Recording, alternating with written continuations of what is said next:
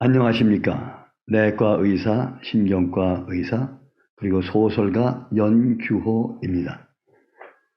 오늘은 뇌과학과 문학 이론 제44회 제목은 플라톤과 칸트의 우주여행, 그리고 문학과 철학의 출현이라는 제목으로 하겠습니다. 이 비슷한 제목이 34회에서 있습니다. 그리고 오늘 하는 것은 문학 이론의 총정리가 되겠습니다.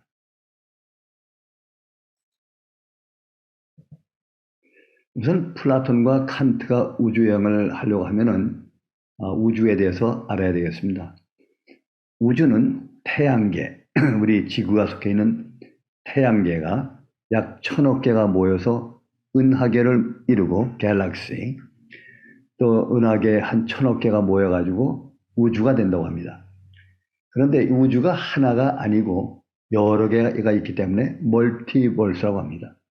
그리고 우주를 여행하려면은 보통 속도가 아니고 빛의 속도로 수억 광년씩, 중성 미립자도 역시 수억 광년 동안 여행을 해야만 우주를 여행할 수 있다고 합니다. 이와 반대로 우리에게 또 소우주가 하나 있습니다. 소우주는 어딘가 하면은 여러분이 갖고 있는 뇌가 되겠죠. 뇌에는 이 안에 뉴런이라고 하는 신경세포가 무한히 많습니다. 이 뉴런의 마지막에 끝에 보면은 여기에 서로 뉴런과 뉴런이 만나는 장소가 있는데 그것을 시냅스라고 합니다. 시냅스는 이 시냅스 속에는 무엇이 있는가 하면은 기억이 들어 있습니다. 기억은 무엇을 하는가 하면 우리의 개념을 만들고 생각을 만들고 사유를 하고 말을 하게 하는 원천적인 단위가 되겠습니다. 시냅스와 이 뉴런에 관한 것은 이미 여러 차례 설명했으니까 참고해 주시기 바랍니다. 자, 그러면 유명한 칸트, 철학자 칸트가 양반이 우리 인간이 어떻게 생각을 하는가, 어떻게 기억을 만드는가 하는 것을 1781년에 연구를 했습니다. 그것이 소위 말하면 순수이성 비판론이죠. 거기에서 어떤 설명이 되어 있는가 하면은 보통 우리가 이 인간 바깥에 있는 사물, 여기 사과가 보이는데 사과를 눈으로 보게 되면은 이 본 것이 뇌 속에서 이해가 된다 이런 얘기입니다. 그런데 이 사과가 직접 눈으로 들어와 가지고 그대로 사과 이렇게 모양이 그대로 들어오는 것이 아니고 이 사과가 하나하나로 분열이 돼 가지고 예를 들면 색깔과 모형 그리고 형태 뭐 여러 가지로 분열을 해가지고 그 분열되어 있는 것을 정보라고 합니다. 정보가 되어서 그것이 우리 뇌 속으로 들어와서 뇌에서 그 정보를 다시 조합을 해서 형성을 합니다. 그것을 형상이라고 합니다. 형상. 이미지가 되겠죠. 그런데 이 이미지가 보면 바깥에 있는 사물과 들어와 뇌에 있는 사물과는 거의 일치합니다. 100% 일치한다고 볼 수 있습니다. 그것이 왜 그러냐 이런 겁니다. 왜 100% 일치하고 내가 본 것이나 다른 사람이 본 것이나 거의 비슷한 상태로 보이는데 왜 그러냐 하는 것을 칸트가 연구를 했습니다. 자, 그러면 사과를 보았는데 이 사과가 이렇게 사과로 뇌 속에서 인식이 되었습니다. 인지가 되었습니다. 그래서 이게 사과구나 하는 것을 알게 되면은 그 다음에 그 사과를 가지고 뇌가 우리 몸에 액션을 하게 됩니다. 어떤 액션을 하는가 하면 사과를 깎아가지고 좀 먹어보자 이렇게 그렇게 할 것입니다. 그 먹고 난 다음에 이 사과를 다시 뇌 속에다가 그 기억으로 저장을 합니다. 기억이라고도 하고 또 경험이라고도 말을 합니다. 이것이 보통 우리가 일반적으로 하는 그런 행동입니다. 그래서 뇌의 운행 방법이 그렇게 되어 있는데 그러나 이 속에 들어있는 사과를 가지고 한편 어떻게 볼 수 있는가 하면은 이 사과는 무엇인가 하고 볼 때 이것은 내 어머니의 얼굴이다 라고 생각하는 사람도 있다 이런 말씀입니다. 그럼 왜 똑같은 사과인데 사과에서 그냥 사과로 나가지 않고 왜 어머니의 얼굴이라고 생각하는지 이것이 참 칸트로서는 이해하기 어렵지만 그것을 연구를 해가지고 발견을 해놓은 것입니다. 여기서 대충 보면은 이 바깥에 뇌 바깥에 있는 걸 사물이라고 하고 이것을 받아들이는 그 행위를 인식, 레코그니션이라고 합니다. 그것이 들어와가지고 뇌 속에서는 어디 가서 되냐면 대개 전전두엽에서 형상이 맺힙니다. 그 형상이 맺힌 것을 알아맞추는 방법, 그것을 추론이라고 합니다. 그래서 알아맞혀가지고 그것이 사과다 하고 알게 된 거기까지 사과라고 하는 것. 이 사과는 변함없는 사과가 되겠습니다. 그리고 이 변함없는 사과를 가지고 이용을 하는 것. 요 행동, 그거를 1차 의식이라고 에델만은 정의했습니다. 그리고 이 저장되어 있고 기억된 이 사과를 가지고 다시 다른 사과와 같이 연관을 시켜서 이것을 다른 방향으로 상상을 해서 만든 것이 말하면 어머니 얼굴이다 하고 이렇게 만드는 그런 과정. 이거를 상상 유추라고 합니다. 유추. 그리고 이것을 2차 의식이라고 말했습니다. 1차 의식은 인간과 동물이 가지고 있는 것이고 2차 의식은 인간만이 더 가지고 있는 것입니다. 2차 의식이 있기 때문에 우리 인간 생활이 많이 복잡해지고 문학이나 예술이 발달한 것입니다. 자, 다른 것을 보시면 바깥에 있는 사물이 뭐냐면 별입니다. 은하수입니다. 은하수가 1000억 개의 별이 있는 은하수를 바라볼 때 이 은하수가 그대로 눈으로 들어오고 또 소리도 들어오고 다 들어옵니다. 들어올 때 이것이 이 상태 그대로 들어오는 것이 아니라 이 색깔과 모형과 높낮이 이런 것이 정보라는 개념으로 몸의 뇌 속으로 들어와서 뇌에서 이것이 다시 조립을 합니다. 조립을 하는 것을 형상이라고 합니다. 형상이 돼가지고 만들어진 이 이미지는 거의 똑같습니다. 그러면 이 별을 가지고 생각을 하고 말을 하고 하는 것이 보통 우리가 하는 방법입니다. 그러나 어떤 사람은 이 별을 바라보다가 갑자기 떠오르는 한 인간의 얼굴이 보입니다. 윤동주 시인은 자기가 북간도에 살 때 그때 그 여학생들의 얼굴이 떠올랐습니다. 또 어머니의 얼굴이 떠올랐습니다. 이건 제 할머니입니다. 할머니의 얼굴이 떠올랐습니다. 별이 갑자기 얼굴이 되고 별이 할머니의 얼굴이 됐다. 이와 같이 되는 것을 2차 의식이라고 하는데 이것은 왜 그러냐 하는 것입니다. 1차 의식이라는 건 그대로 나가서 그대로 나가는 것은 이성적이고 합리적이고 그리고 객관적인 것에 비해서 이것이 2차 의식으로 변하는 것.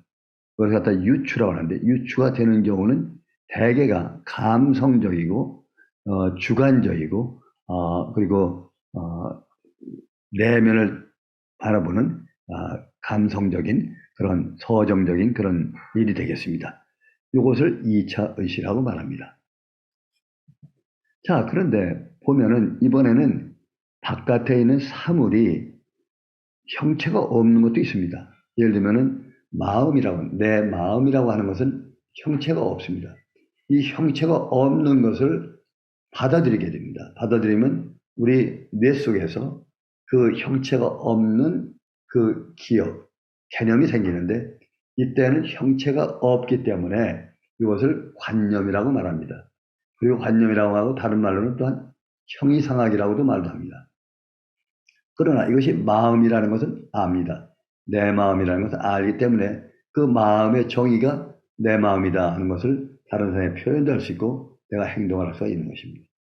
그런데 이 내 마음이라는 것을 이번에는 한 단계 다른 방향으로 이 마음이라고 하는 관념, 형체가 없는 관념을 이용해서 형체가 있는 마음으로 만들어 보는 것입니다.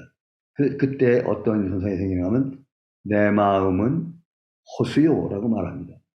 그러면 내 마음이 호수가 된 것입니다. 그럼 호수가 됐기 때문에 거기에 배도 탈 수 있고 돛담배도 탈 수 있고 이런 일을 할 수 있는 것입니다. 그리고 내 마음은 촛불이요라고 말했습니다. 촛불이기 때문에 그대를 찾아갈 수 있고 그대가 나를 찾아올 수 있다. 이렇게 말할 수 있고 내 마음은 낙엽이요. 낙엽이고 내 마음은 나그네요. 이렇게 말을 합니다. 이렇게 상상을 하는 이것을 2차 의식이라 합니다. 상상을 하는 것. 상상을 하게 되면 메타포, 은유, 비유 같은 것이 생기고요. 상상을 할 때는 이미지를 만듭니다. 이미지를 만들어내는데 이미지를 만들다 보면 자기 마음을 바깥으로 노출하게 되는 것입니다. 이와 같은 것이 다른 말로 하면은 문학이 되겠습니다. 그래서 관념이나 개념을 만드는 것은 추론이라고 하고 그 추론으로 만들어진 개념을 가지고 다른 개념을 만드는 것을 유추라고 하고 상상이라고 말을 합니다. 지금까지 말씀드린 것은 칸트의 예를 들어서 한 것인데 역사적으로 고찰을 해보면 기억과 사고, 생각, 역사적인 고찰을 해보면 처음에 플라톤이라고 하는 철학자를 볼 수 있습니다. 고전주의 철학자. 고전주의 철학자 플라톤은 우리 머릿속에 기억이 있고 개념이 있다고 생각했습니다. 개념. 그 개념은 진리고 참이라고 생각했습니다. 그래서 이것을 이름 붙이기를 아이디어라고 진리, 참이라고 말했습니다. 맞는 말이 되겠습니다. 그리고 이것보다 더 높은 경지에 있는 것을 관념이라고 했습니다.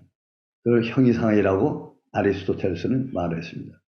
그래서 플라톤은 개념을 붙이면 지식이 되고 지식 같은 것을 논리화할 수 있어서 철학이 될 수 있다고 얘기를 했습니다. 아리스토텔레스는 1차 의식에 대한 데는 개념뿐만 아니라 상상을 인정하고 상상을 통해서 문학을 할 수가 있었습니다. 그래서 상상을 통해서 모방을 하고 모방을 해서 문학을 하게 됨으로써 행복감을 느끼는 카탈시스를 만들게 되었습니다. 그런 면에서 보면 아리스토텔레스가 플라톤보다는 한 수 위가 되겠습니다. 그리고 중세를 지나고 난 다음에 르네상스를 거치면서 데카르트라고 하는 철학자는 이 플라톤의 철학을 이어받아가지고 무엇을 했냐면 선험적이다. 우리 인간은 태어나기 전부터 이미 기억을 갖고 태어나서 판단할 수 있는 능력이 있다. 그것을 선험적이라고 했습니다. 그리고 거기에 반기를 든 것이 영국의 존 로크나 휴음인데 아니다. 사람은 태어날 때 머릿속이 텅 비어있다. 그래서 경험을 한번 쌓음으로써 머릿속에 경험을 쌓아서 드디어 그것을 가지고 생각을 하고 사고를 한다고 생각했습니다. 이 두 사람의 말이 반반씩 맞는 말이었습니다. 참고로 이 고전 시대와 르네상스 시대에는 그리고 중세기 때는 개념 참이라고 하는 것을 중요시했기 때문에 이성적인 것, 형이상학적인 것 이것을 굉장히 중요하게 생각했습니다. 이거에 반대되는 육체 또는 형이하학적인 것, 감정과 감성 같은 것은 아주 천한 것으로 생각해서 이것을 거의 경멸했습니다. 그러나 아리스토텔레스는 감정과 감성을 존중했던 것입니다. 그런 의미에서 제가 아리스토텔레스가 한 수 위다고 얘기를 한 것입니다. 그러나 대세는 이성이 감성보다 더 귀하고 지배를 해오다가 드디어 데카르트와 로크의 휴음 때 와서 이것이 드디어 감성과 그리고 이성은 공이 똑같이 취급을 해야 될 것이다 하는 생각이 들었던 것입니다. 그래서 이렇게 분열되어 있던 철학을 갖다가 통일시킨 것이 칸트가 되겠습니다. 칸트를 얘기하기 전에 조금 먼저 여러분들에게 우리 내과학적인 중요한 것을 말씀드리겠습니다. 기억이라고 하는 것이 메모리라고 하는 것은 두 가지 종류가 있습니다. 생물학적으로 볼 때는 두 가지가 있는데 하나는 의식 기억이라는 것이고 또 하나는 무의식 기억이라는 것입니다. 무의식 기억은 주로 감정과 감성을 말합니다. 그리고 체세포는 면역 같은 것을 말하는데 이것은 주로 어디에 있는가 하면 대뇌 하부나 기저핵이나 소뇌 그리고 육체, 혈관, 면역세포 같은 데 들어있습니다. 참고로 손에 보면은 약 1000억 개의 그리아셀이 들어있고 대뇌 하부에는 약 20억 개의 뉴런 신경세포가 들어있습니다. 그리고 전체 바디에는 체세포가 약 60조가 들어있습니다. 여기는 전부 다 세포가 이미 DNA에 의해서 프로그램이 돼 있는, 즉 선천성이면서 본능의 기억이라고 합니다. 그래서 데카르트가 말한 것처럼 이미 태어나면서 그 기억을 갖고 태어난 것입니다. 그러나 대뇌의 경우는 다릅니다. 대뇌 속에는 태어날 때는 아무것도 없습니다. 기억이. 단지 신경세포가 형성되고 해서 3살이 될 때까지 대뇌에 뉴런이 약 140억 개 곱하기 2 양쪽이기 때문에, 그리고 한 뉴런마다 10,000개 시냅스가 있기 때문에 140억 곱하기 2 곱하기 10,000개의 시냅스가 3살 정도 됐을 때 형성이 됩니다. 그리고 그것이 평생 동안 지속하게 됩니다. 그러면 대뇌 피질, 대뇌에는 시냅스가 있는데 그 이후에 부지런히 기억을 갖다가 집어넣고 그렇게 들어온 기억을 의식기억이라 합니다. 의식기억은 뭘 하는가 하면 지각을 만들고 개념을 만들고 생각을 만들고 사고를 하는 실질적인 활동을 하는 것이 되겠습니다. 그리고 이미 플라톤의 시대에 볼 때 벌써 지정의라고 하는 개념을 가졌습니다. 지라는 것이 이성이 되겠고, 정이라는 것은 에모션, 감정, 의라고 하는 것은 willpower. 이것은 뭐냐면 어떤 일을 하려고 하는 그 의지, 즉 다시 말하면 이성과 감성이 합친 정서에 해당되는 것입니다. 또한 로고스, 지, 에토스, 의, 파토스, 정, 이것이 플라톤 때부터 이미 알고 있었던 것입니다. 단지 이것을 내과학적으로는 몰랐을 뿐인 것입니다.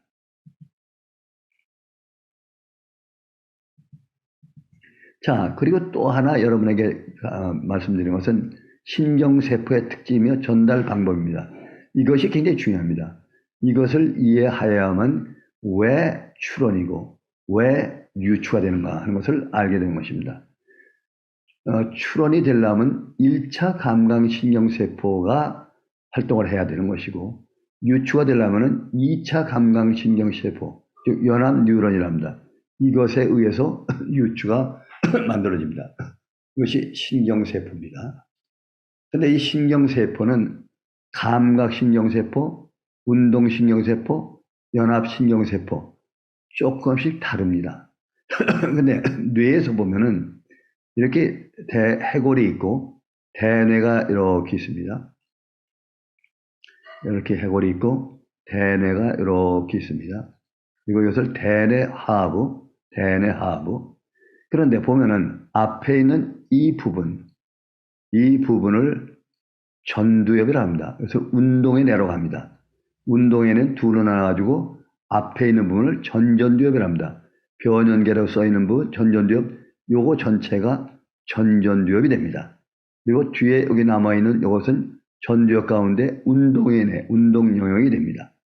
그리고 이 뒤에 있는 세계엽, 두정엽, 후두엽, 측두엽, 이것을 감각의 뇌라고 하는데, 감각의 뇌는 가장자리에 보면은 1차 감각신경세포가 있습니다. 그래서 시각을 받아들이는 부분, 청각을 받아들이는 부분, 그리고 감각을 받아들이는 최감각을 받아들이는 부분, 맛을 받아들이고 또 냄새를 받아들이는 부분이 요 가장자리에 있습니다. 그래서 이것을 1차 신경세포라고 하고, 이 감각신경세포의 가운데 부분에 약 80% 내지 90%에 해당되는 이 부분이 연합뉴런이라는데, 연합뉴런은 뭔가 하면 감각신경과 운동신경이 콤바인 되어 있다고 생각하면 됩니다. 두 개가 같이 아우러 있다고 생각하면 되겠습니다. 그런데 항상 보면 신경은 감각을 주면 받아서 핵으로 들어오고 다시 운동으로 나갑니다. 받아서 핵으로 주면 운동으로 나갑니다. 똑같은 것입니다. 우리 뇌는 큰 기관 세포입니다. 여기에 눈이 달려 있고 코가 달려 있고 입이 달려 있습니다. 눈으로 본 것은 시신경을 통해서 대뇌 하부의 뇌로 들어옵니다. 여기까지 들어오는 것을 말초 감각신경이라고 합니다. 코도 마찬가지입니다. 코로 들어온 것, 결국은 일로 들어가는 것, 말초신경이 되겠습니다. 청신경 다 마찬가지입니다. 그리고 일단 여기에 들어오면 이것이 바로 중추신경이 됩니다. 이것이 중추신경이 되는데, 중추신경인데 중추 감각신경입니다. 감각. 그리고 여기서 감각신경으로 대뇌로 연결을 시켜줍니다. 연결시킬 때 이것이 대뇌 가운데 감각신경이 됩니다. 여기에 후두엽 보는 것, 청각 만지는 것, 그리고 촉각, 그리고 냄새 맡는 것이 있는데, 일로 가면 1차 감각신경세포로 들어갑니다. 1차. 그래서 1차 감각신경세포에서 이게 정보로 받은 것을 다시 모아가지고 여기 해마로 갑니다. 해마에서 이렇게 들어가가지고 여기 전전두엽 인지기능으로 들어갑니다. 그러면 이것이 운동신경의 중추, 핵이나 마찬가지입니다. 여기에서 들어온 그 정보를 가지고 무엇을 만드느냐? 조립을 합니다. 그래서 다시 조립을 하면은 그 바깥에서 본 사물이 똑같이 조립이 됩니다. 조립이 되고 난 다음에 조립이 될 때 밖에 있는 거 이것이 똑같이 되는데 그렇게 되는 이유는 감각신경세포는 똑같게 만들어줍니다. 똑같이 만들어줍니다. 운동신경세포는 만든 것을 다른 것으로 만들고 운영을 하는 겁니다. 그래서 감각신경세포가 똑같이 만들어집니다. 그러면 이것이 무엇인가를 알아맞혀야 되는데 그 알아맞추는 것을 guessing, 추측입니다. 추측을 하는데 왜 추측을 하냐? 껌껌한 이 안에서 바깥 세상을 볼 수 없으니까 들어와 있는 이것이 어느 것과 같은가를 추측을 해보는데 어떤 거 이미 그 전에 보았던 기억이 있는지 기억에 있는 것을 꺼내옵니다. 꺼내오는 걸 이걸 워킹 메모리 하는데 꺼내오면은 여기서 새로 만들어진 형상과 꺼내온 것과 비교를 해보면 이것이 사과구나 하는 것을 알아맞추게 됩니다. 그러면 이것은 사과다 이렇게 알아맞추게 되는 것입니다. 여기가 이렇게 알아맞춘 그 사과라는 기억은 여러 개의 사과 같은 것이 모이면 개념이 됩니다. 개념이 돼가지고 바깥의 세상에 액션을 하고 또 저장을 시키게 되는 것입니다. 이것이 지금 말하는 1차 의식이라는 것이 되겠습니다. 보시면 전기도 플러스에서 마이너스로 갑니다. 화학물질도 한 군데서 한 방향으로 흘러가게 되어 있습니다. 이만큼 뇌의 질서가 정연하게 되어 있는 것입니다. 그래서 1780년 임마누엘 칸트는 순수 이성 비판이라고 하는 책을 썼습니다. 그 순수 이성이라는 것이 바라면 어떻게 생각하고 사고하느냐 하는 이성. 그런데 이성이 세 가지가 있습니다. 순수 이성, 생각하는 것, 그 다음에 실천 이성은 도덕관념 같은 걸 따지는 것, 그리고 판단 이성, 미를 따지는 것. 세 가지 이성이 있는데 그걸 갖다가 논했습니다. 논하는 것 가운데 특별히 인식론이라고 하는 것이 있는데 그것은 뭐가 하면은 어떻게 인간이 바깥에 있는 사물을 보고 그것을 기억으로 만들고 생각으로 만들고 하는가 하는 것을 연구한 것이 1781년 임마누엘 칸트가 만든 것입니다. 지금부터 임마누엘 칸트가 있기 때문에 지금 다시 말씀드린 것처럼 바깥에 있는 사과가 어떻게 들어와서 사가 되는가 이것을 갖다가 알아내고 또 이렇게 사과가 있는데 이것이 어떻게 해서 또 어머니 얼굴 되는가 하는 것도 알게 됐습니다. 그러니까 직접 사과돼서 쓰이는 부분도 하나 알고 또 이것이 변형돼서 어머니 얼굴 아니면 뭐 유방이라든지 아니면 뭐 해라든지 이렇게 변화가 되는 이것도 알았습니다. 그래서 이것을 보통 우리가 개념이라 하고 관념이라 하고 이것을 갖다가 상상이라고 했습니다. 칸트도 이미 알고 있었지만은 그러나 신경과학적인 것은 알지 못했던 것입니다. 그래서 임마누엘 칸트를 갖다가 보면은 지금까지 왔던 여러 가지 그 철학을 하나의 저수지로 다 끌어 담아서 완성을 시킨 것입니다. 그래서 그 다음에 이 저수지에서 다시 바깥으로 나가게 되는 것이죠. 그래서 현대 철학이 생기고 지금까지 유지된 것입니다. 그렇기 때문에 칸트는 철학의 중심에 서 있다 이런 얘기입니다. 순수 이성 비판이라는 것은 뭐냐면 우리 인간의 뇌를 아까 말씀드린 대로 앞에 있는 전두엽인데 전두엽은 앞에 운동을 하는 부분 그리고 인지를 하는 부분 정서를 하는 부분 이렇게 셋으로 나누는데 정서하는 부분을 앞에 부분을 양심과 도덕 이런 법률 같은 것을 하는 부분이고 뒤에 B라고 써 있는 부분은 사랑이라든지 문화적이라든지 한이라든지 즐거움, 행복 같은 것을 다루는 그런 영역이 되겠습니다. 여기는 그래서 인지기능 이 부분을 제가 칸트의 뇌라고 붙였습니다. 왜냐하면 사람들이 말하기를 칸트 속의 피가 아니고 물이다 할 정도로 냉혹한 사람이다 이렇게 말하기 때문에 요 순수 이성 인지만을 다루는 부분을 칸트의 뇌라고 붙였고 요 앞에 도덕관념을 하는 것을 플라톤의 뇌 그리고 이게 문화, 사랑 이런 것을 하는 그런 부분을 갖다가 아리스토텔레스의 뇌라고 이름을 붙인 것입니다. 그래서 여기 지금 말하면 이 부분, 인지라는 것을 코그니션이라고 말합니다. 코그니션. 이 인지 기능에서 생각을 만들어내고 사고를 만들어내고 다시 말하면 이성의 중심이 되는 부분이 되겠습니다. 그러나 이성의 뇌라는 것은 전체 다 말하고 감성의 뇌라는 것은 요 밑에를 말하고 정서의 뇌라고 하는 것은 요 정서 이렇게 말할 수가 있습니다. 이것이 칸트의 철학을 제가 요약한 것입니다. 다시 보시면 인식론에서 기억과 개념 사고라고 하는 것을 알았는데 이 인지기능 이것을 이성적인 것을 갖다가 소위 말하는 진이라고 말합니다. 참이라고 말합니다. 진. 그 다음에 이 플라톤의 뇌 앞에 있는 부분에서 실천 이성 비판론에 해당되는 부분이죠. 이 실천 이성 비판론에 해당되는 앞에 부분을 선 그리고 판단 이성 비판론에 하는 이 부분이 미를 진선미를 말하는 것입니다. 그리고 칸트 전에는 이성의 뇌가 감성의 뇌보다 항상 우회했고 또 영이라고 하는 형이상학이라는 것이 육체라는 것보다 더 고상했고 그리고 또 하나는 칸트가 말하기를 인간은 공간과 시간의 구애를 받지 않는다 이렇게 말했습니다.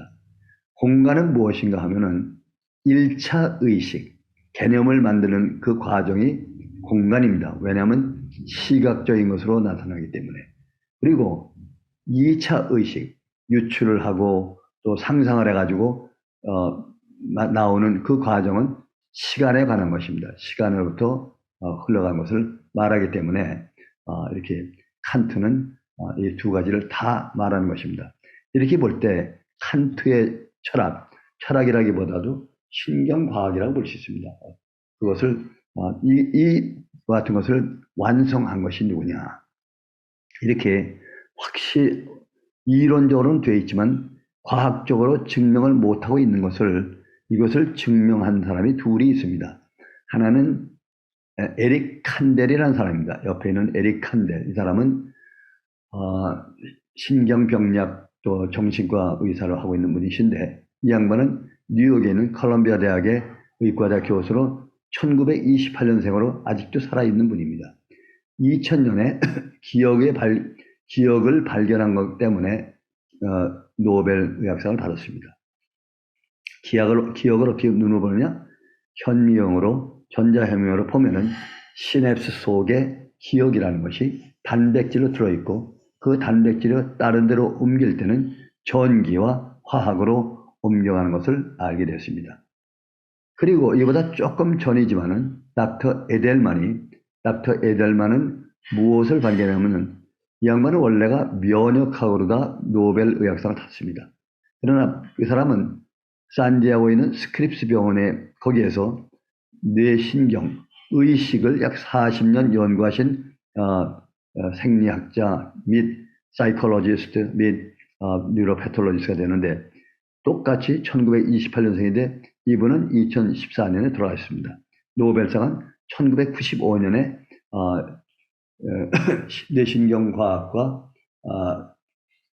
그 전에 면역학으로 받았고 그가 저술한 뇌신경과학과 마음의 세계가 의식을 갖다 논하는 중요한 책이 되고 있습니다. 그래서 에릭 칸델 그리고 제랄드 에델만 두 분이 칸트까지 와 있는 그 개념과 상상이라고 하는 것을 비로소 신경과학적으로 증명을 하게 됐던 것입니다.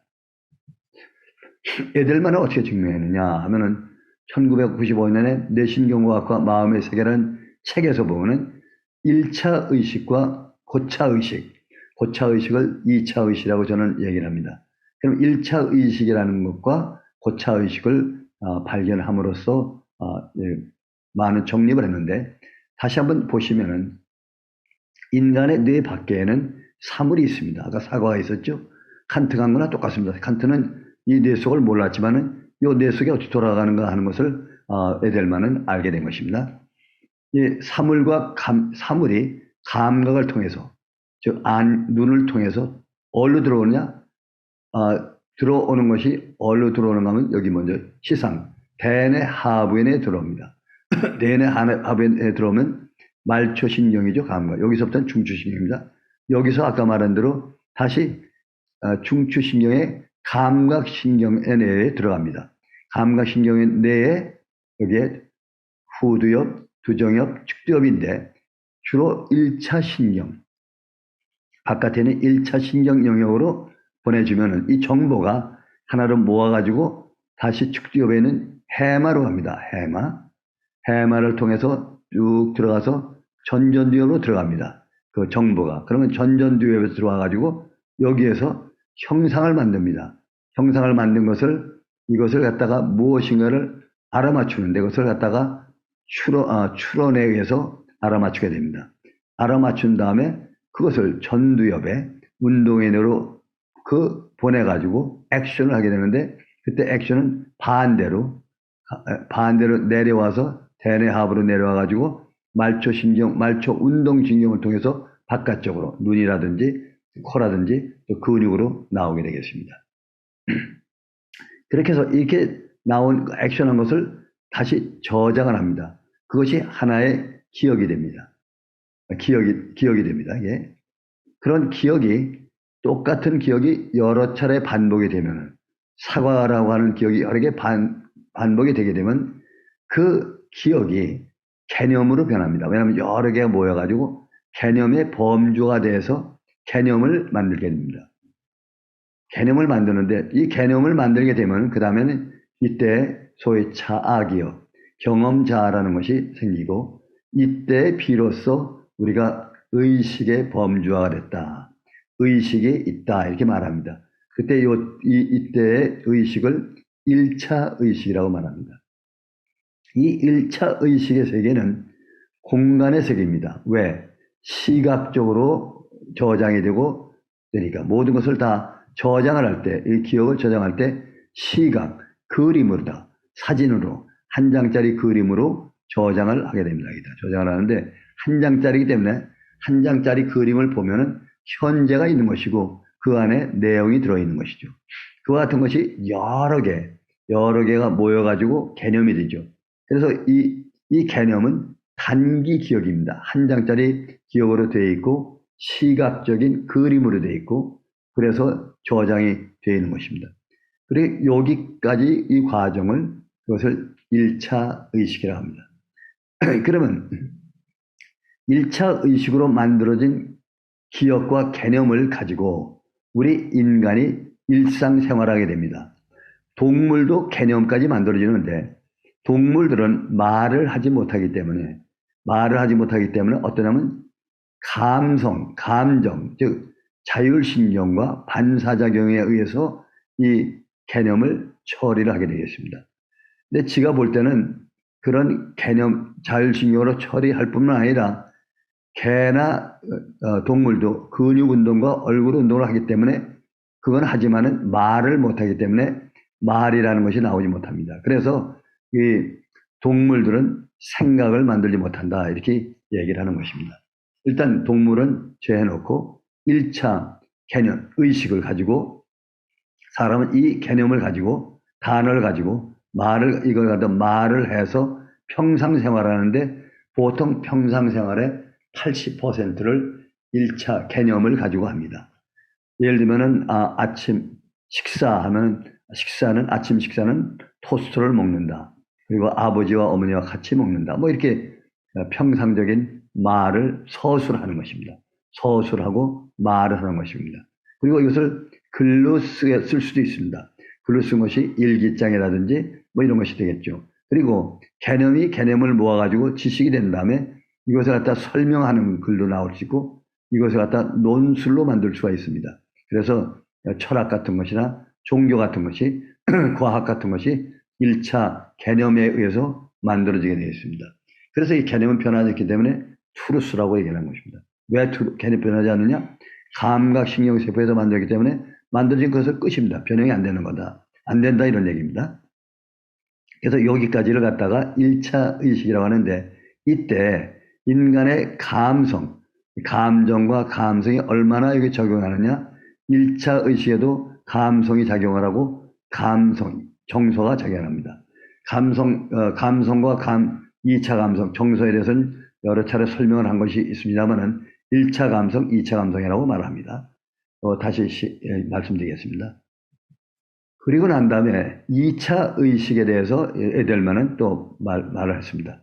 자, 여기까지 되어 있는 것이 1차 의식인데 1차 의식의 개념, 기억, 이것이 단기 기억으로 되어 있고 그리고 사진 한 장으로 되어 있는 사진 한 장짜리로 쭉 되어 있는 그 개념을 여러 개를 갖다가 놓고 그 여러 개의 개념을 갖다가 사진으로 된 것을 놓고서 이거를 갖다가 상상을 통해서 유추를 통해서 비교하고 변형을 하는데 어디서 나면 연합 뉴런에서 변형을 시키는데 어떻게 변형하는 걸 갖다 그걸 상상이라고 합니다. 상상을 하는데 영감이 들어와서 상상이 되고 상상해서 만든 것을 말이나 글로 표현해 나가신 것이 2차 의식의 생각이다. 그러니까 1차 의식의 생각과 2차 의식의 생각이 인간은 두 개가 동시에 같이 일어나고 있고 그러면 이 1차 의식이 2차 의식으로 바꿀 때는 어떤 게 되냐면 이것은 시간적이기 때문에 시간은 순서가 있고 인과관계가 있기 때문에 이 한 장짜리 개념을 여러 개를 모아가지고 같은 것을 모아놓으면 그것이 히스토리텔링이 됩니다. 예를 들면 어머니가 10살 때 어머니, 20살 때 어머니, 1살 때 어머니 이걸 갖다가 순서대로 말을 하게 되면은 그 스토리가 텔링이 되죠. 이렇게 스토리텔링 하는 것을 일화 기억이라 합니다. 에피소딕 메모리.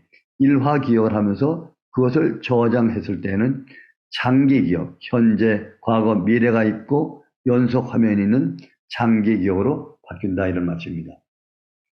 그래서 이것을 갖다가 주도하는 것이 청각신경, 그 청각적인 이미지라고 하는 것입니다. 이렇게 1차 의식과 2차 의식을 구별하고 발표한 것이 1995년 닥터 에델만이 이렇게 했습니다. 자, 그러면 이렇게 1차 의식과 2차 의식을 가지고 보면은 1차 의식을 가지고 하는 학문이 과학이고 철학이고 종교입니다. 왜냐하면 사물이 개념이 되는데 관념이 되는데 이것은 변함없는 그대로 서로 더하고 빼고 하는 건 하지만은 설명을 하는 거 합니다. 소위 말하면 알고리즘이죠. 알고리즘은 되지만은 변형은 안 됩니다. 그것을 그대로 하기 때문에 참이고 진리고 변함이 없는 것입니다. 그래서 이것은 철학과 종교가 되겠습니다. 반대로 2차 의식이 되면은 이 개념과 관념을 가지고 여러 개를 가지고서 이것을 유추해서 상상을 하기 때문에 다른 것으로 변하게 됩니다.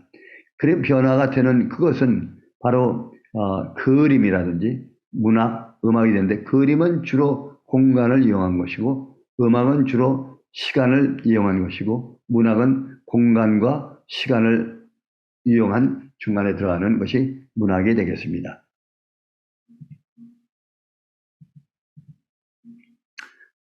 지금까지 보시면은 에델만이 완전히 그 형성시킨 것을 말했습니다. 잠시 지금까지 쉬운 것은 역사와 에델만까지 1차 의식, 2차 의식을 갖다가 설명을 드렸습니다. 그러면 이번에는 제가 그것을 이용해서 1차 의식과 2차 의식을 이용해서 문학에 적용을 해보기로 하겠습니다. 이것이 굉장히 중요합니다. 그거는. 왜냐하면 제가 소설가이기 때문에 문학에 이용할 수 있는 해야 되겠다는 그런 생각을 하게 됐습니다. 문학이란 무엇이냐 한마디로 치면 1차 의식을 2차 의식으로 바꾸는 것을 문학이라고 말할 수 있습니다. 즉 1차 의식과 2차 의식은 1차 의식이라는 것은 이성의 세계, 이성 중심의 세계, 2차 의식은 감성 중심의 세계가 되겠습니다. 이성 중심의 세계는 고전 문학과 르네상스 전까지 그것밖에 없었습니다. 그러나 그 후에 로맨티즘이 생기면서 감정에 대한 것이 발달하게 된 것입니다. 그러면 1차 의식이라고 하는 것은 무엇인가 하면 이성의 세계가 되고 추상적이며 과학적이며 객관적이며 정신적이며 한번 알게 되면 오래 지속하고 머릿속에 계속적으로 남아있는 이성적인 그런 사고가 되는 것입니다. 그래서 이때 순수 인지기능의 뇌, 주로 전전두엽에서 이루어지는 것입니다. 그래서 과학이나 철학 같은 것이 이루어지는 것이죠. 반대로 2차 의식은 감성, 감정, 정서의 세계를 다루기 때문에 이것은 주관적이며 구체적이며 육체적이며 마음, 가슴의 세계, 이성적인 머리의 세계라고 하면 마음의 세계라고 말할 수 있습니다. 근데 이때 보면은 1차 감성이라는 것은 자극에 반응을 해가지고 0.25세컨드에 한 번 액션하고 6번까지 액션하기 때문에 빨리 변하고 항상 변화가 있고 다르죠. 똑같지는 않습니다. 또한 2차 감성, 정서인 경우는 1차 감성보다는 좀 변화가 덜 되지만 지속이 많이 됩니다. 왜? 인지기능과 서로 작동을 했기 때문에. 그래서 감성이라고 하는 시 같은 것은 주로 감성, 감정을 쓰기 때문에 항상 변화하는 감정, 정서를 갖다가 다루는 것이 되겠습니다.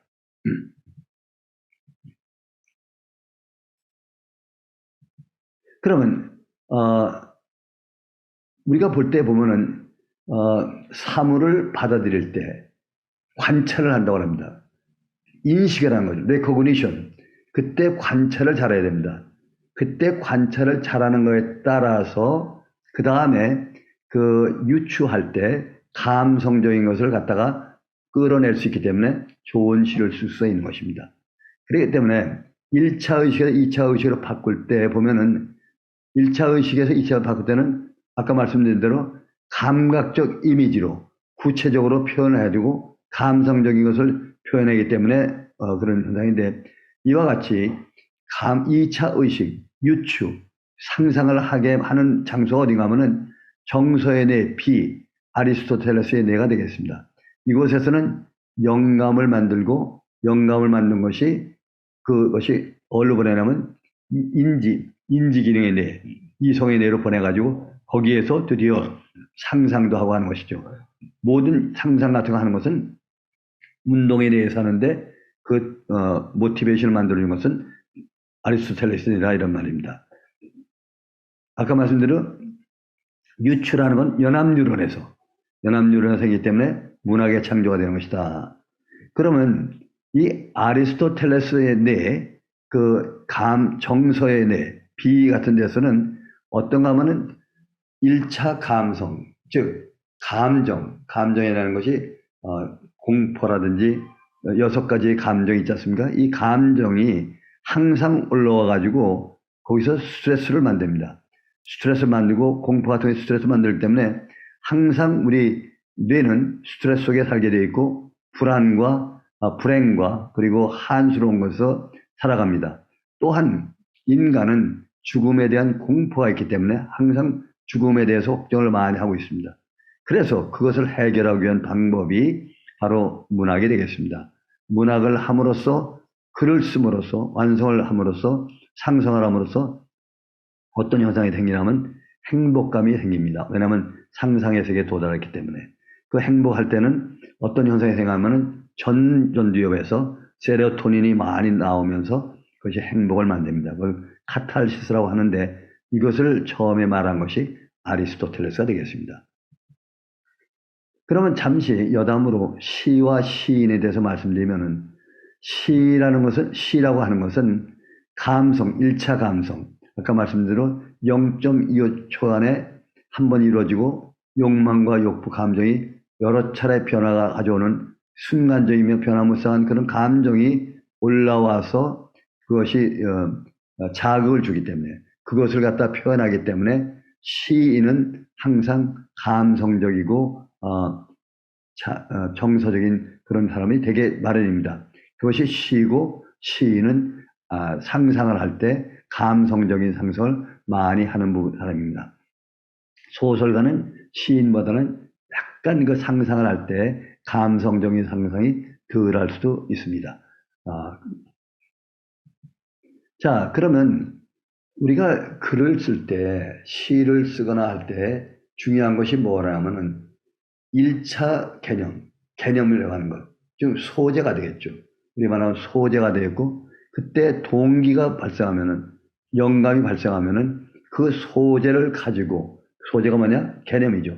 또 다른 소재와 개념과 합쳐가지고 이번에 다른 것으로 상상을 하게 됩니다. 그 상상을 하는 것을 갖다가 뭐냐? 2차 의식을 하는 것이다. 근데 그것을 구체적으로 말하면은 구체적으로 내면 세계의 감성과 정서를 감각적 이미지로 표현하는 것. 이것이 바로 시를 쓰고 소설을 쓰고 하는 활동이 되겠습니다. 이것이 문인의 일이 되겠죠. 이 내용은 홍문표 교수의 강의에서 발췌를 해가지고 여러분에게 소개를 하는 것입니다.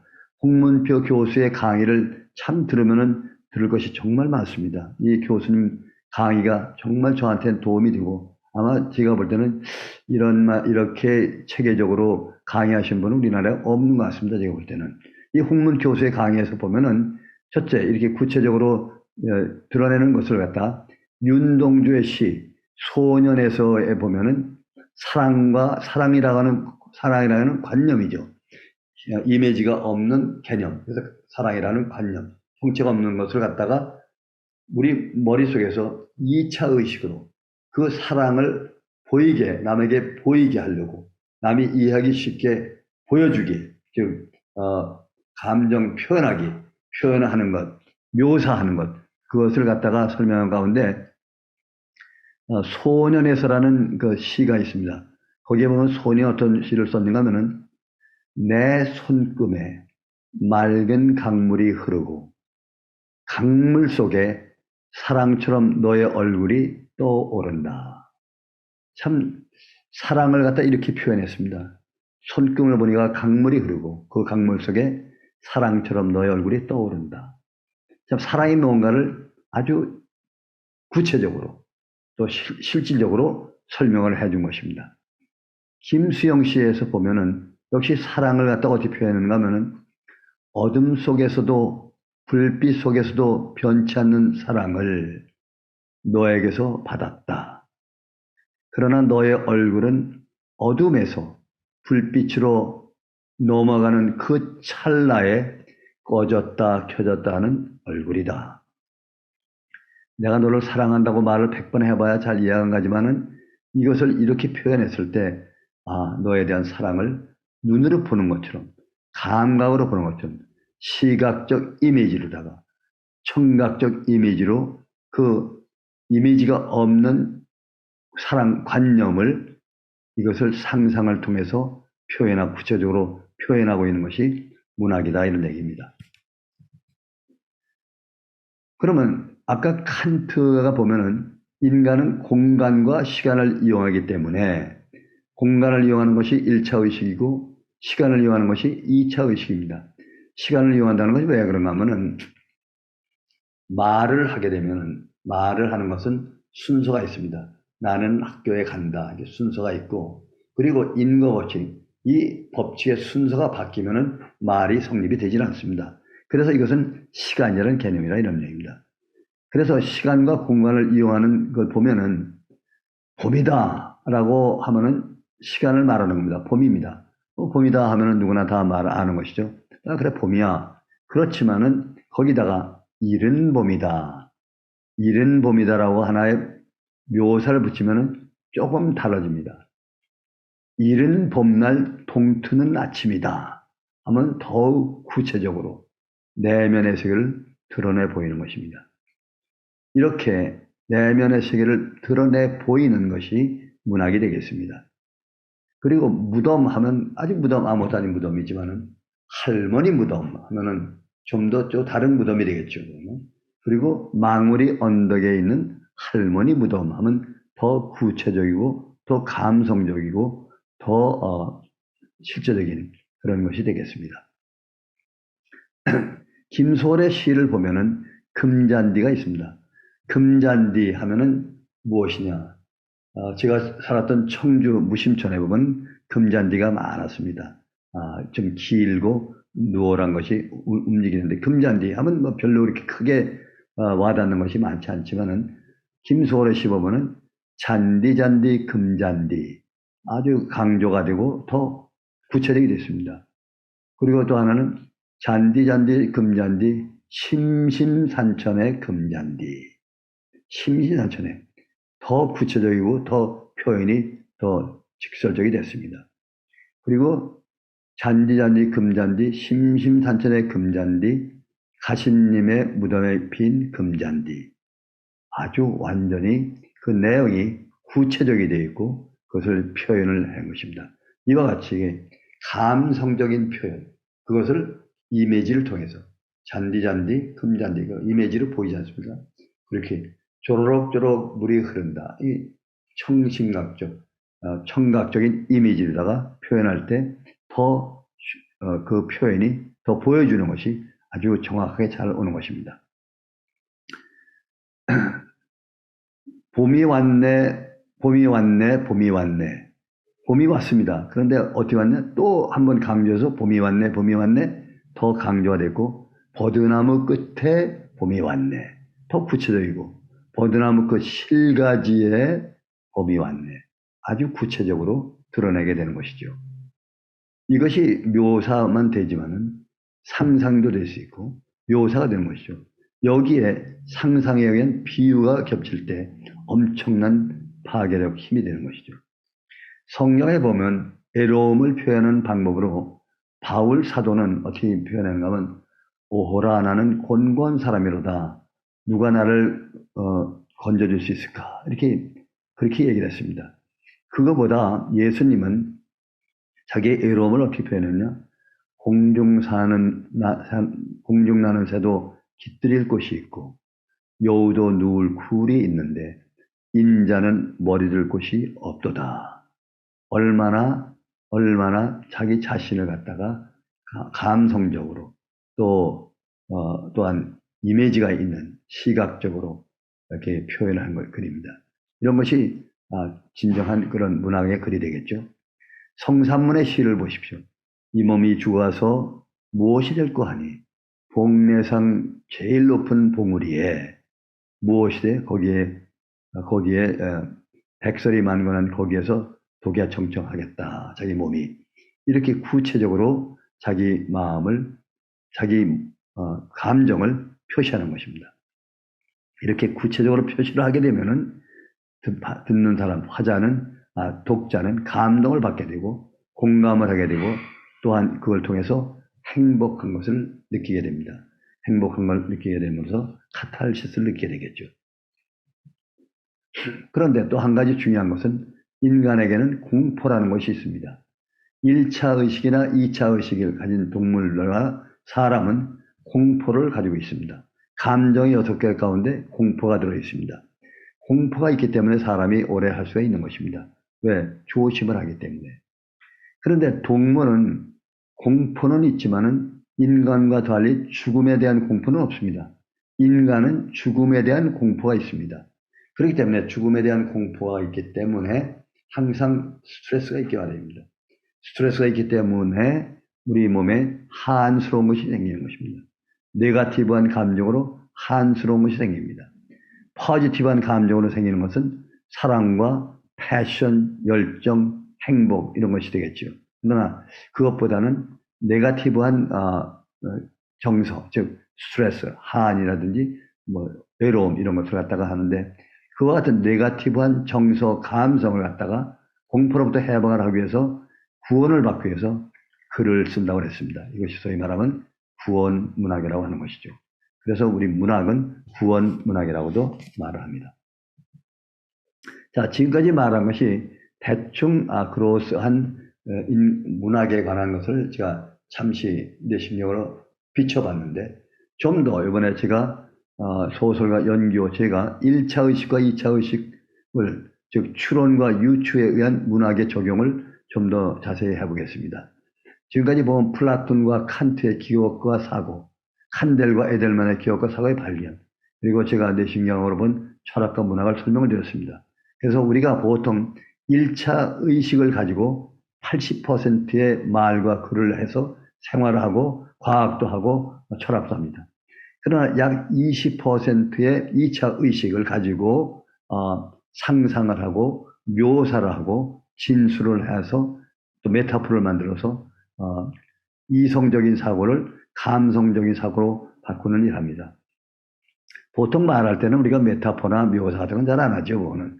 그러나 묘사를 잘 하고 메타포를 쓰게 되면은 그 사람의 말의 내용이 상당히 아주 풍성해지고 상당히 온화해지고 좋습니다, 그거는. 그래서 1차 의식의 말만 하지 말고 2차 의식의 말, 메타포가 있는 상상에 있는 말을 같이 두 개를 쓸 때 그 사람의 말은 아주 풍성하게 되는 것입니다. 자, 아까 말씀드린 대로 왜 추론인가? 인퍼런스. 다른 말로 하면 추측이라는 거예요. guess. 근데 추론을 할 때는 보통 귀납법적인 추론과 연역법적인 추론을 하게 됩니다. 추론이라는 것은 1차 의식에 알아맞춘다는 것입니다. 뭘 알아맞추냐? 감각세포에 의해서 전달되는 것이 형상을 맞는 것이 그 형상이 무엇이냐 하는 것을 알아맞추는 것을 갖다 추론이라 하는데 귀납법적인 거 연역법을 쓴다 이런 얘기입니다. 그것이 참 진리라는 얘기입니다. 이걸 다른 말하면 알고리즘에 대한 것이죠. 아까 말씀드린 말초신경과 중추신경의 감각신경이 해마를 통해서 중추신경 운동으로 들어온 다음에 형상을 만듭니다. 그러면 워킹 메모리에 의해서 저장되어 있는 그와 유사한 기억을 갖다가 와서 비교를 해가지고 이것이 무엇이다 하는 것을 맞춰내는 것. 1차 의식이라고 했고, 공간을 이용해서 시각적이며 원샷 그림이 한 장짜리 그림으로 현재만 있는 것으로 저장이 되고, 이것이 개념이 돼서 말과 글을 통해서 바깥으로 전달되고 우리 일상생활을 하는데 거의 80%를 우리가 이 1차 개념을 가지고 쓴다고 이렇게 말씀을 드렸습니다. 반대로 왜 유추인가? 유추라는 것을 영어로는 analogical inference, 유추. 유추라는 것은 여러 개의 개념을 모아서 비교해서 다른 것을, 새로운 것을 만든다. 추론이라는 것은 만들어진 형상을 무엇인가 알아맞추는 것. 그것을 추론이라고 했습니다. 그리고 유추라는 것은 연합신경 영역에서 이루어지는 것으로, 연합신경의 신경은 운동신경과 감각신경이 서로 합쳐 있는 것이다. 그렇게 해서, 그리고 유추가 하려면은 시간에 의해서 제약을 받는다. 이렇게 말씀드렸습니다. 유추라는 것은 지금 말한 대로 다른 개념과 다른 개념을 만드는데, 유추를 하기 위해서는 영감이 있어야 됩니다. 느낌, 동기가 있어야 되는데, 영감, 동기는 큰 동기도 영감도 있고 작은 영감도 있습니다. 우리가 시를 쓸 때 영감을 기다리는 것은 뭐냐면, 어떠한 영감이 들어오면은 그 가지고 있는 개념들, 저장되어 있는 인포메이션들이 다 개념이 되겠습니다. 그 개념을 모아가지고 모아서 그것을 갖다가 상상을 해서 만들어내게 됩니다. 그럴 때 상상을 할 때는 종류가 3가지 종류가 있습니다. 어떤 개념에 관계되는 상상, 그것을 갖다 연상이라고 합니다. 연상, 연계되는 상상. 또 하나는 그 개념을 설명을 해주는 설명형 상상. 설명을 하다 보면 상상이 되는 것이고, 또 하나는 완전히 설명도 아니고 연관도 아닌 완전히 다른 것을 창조형의 상상. 이 3가지가 있겠습니다. 상상이 되면. 그러면 상상을 할 때는 유추를 하기 때문에, 유추를 함으로써 결과적으로 메타포가 형성돼서 직유, 은유, 상징, 알레고리, 제유, 환유가 되고, 또 이 유추를 할 때 그것을 갖다가 이미지를 만들려고 감성적인 이미지를 만들어 주다 보니까 자연히 묘사가 되게 되어 있어요. 묘사가 되고 묘사를 되었는데 내면의 묘사, 드러내주는 그런 묘사를 하게 됩니다. 그래서 이것이 결국 문학이다 이런 얘기입니다. 문학이라는 것이 바로 유추에 의한 것입니다. 자, 이 추론과 유추를 갖다가 제가 도표로 만들어 봤습니다. 이 도표는 여러분들이 한번 기억을 해 두시고 머릿속에 가지고 있는 것이 좋습니다. 어렵지 않습니다. 우리 인간의 바깥에 있는 사물과 자연 대상, 이것이 우리가 말초신경을 통해서 인식이 들어온다. 인식. 들어올 때 그것이 얼른 중추신경에 시상을 들어옵니다. 시상에 들어오면 하나는 그대로 편도체, 감성, 감정 쪽으로 진행이 되고 또 하나는 대뇌로 올라와 가지고 대뇌 감각신경을 통해 가지고 해마를 통해서 운동신경의 영역, 즉 중추죠. 중추에 들어와서 거기서 전전두엽에서 어떤 현상이 되느냐? 추론에 의해 가지고 추론에 의해서 감각신경에 의해서 형상, 개념, 관념, 자아가 만들어지고 이것이 이 만들어진 형상차를 갖다가 우리가 일화기억이라는 것은 그냥 말로 다 스토리로 만드는 것. 여러 개의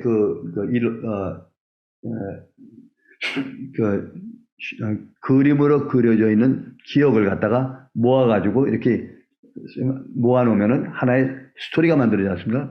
그걸 갖다 일화기억이랍니다. 그래서 설명해준다 이런 얘기입니다.